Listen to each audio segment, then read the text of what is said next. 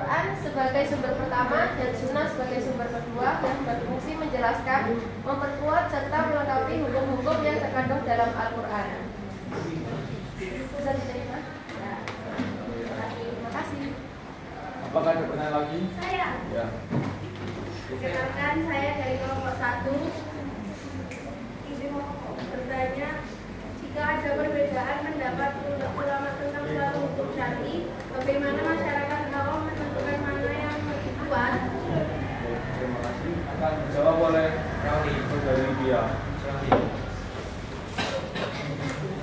Pada intinya, masyarakat awam tidak perlu merasa terbebani oleh perbedaan pendapat ulama. Cukup dengan mengikuti fatwa dari ulama yang kompeten dan terpercaya sambil bersikap terbuka dan menghargai perbedaan pandangan yang ada.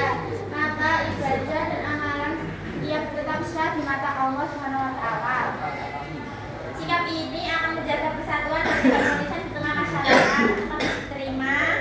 Oke. Baik, selanjutnya.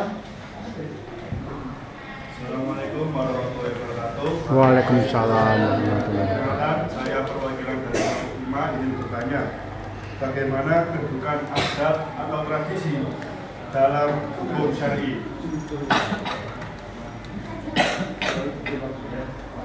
Akan jawab oleh Saudari Yunita. Baik, saya akan menjawab pertanyaan dari Ade.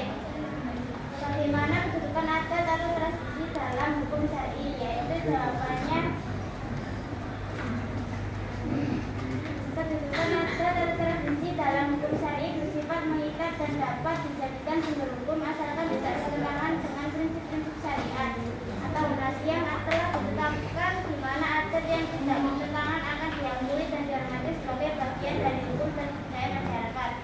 Kaidah utama yang menjadi dasar adalah prinsip adat istiadat dapat dijadikan sebagai sumber hukum, al-adat muhakamah, dan adat menjadi hukum jika tidak ditemukan ketentuan yang syar'i yang berbeda. Apakah bisa diterima? Baik, selanjutnya Pak ada lagi. Assalamualaikum warahmatullahi wabarakatuh. Waalaikumsalam. Perkenalkan, saya Firial Asunda Khairul. Saya akan memberikan pertanyaan untuk kelompok. Mengapa hukum syar'i dianggap sebagai pedoman hidup umat Islam di segala aspek kehidupan? Terima kasih. Terima kasih.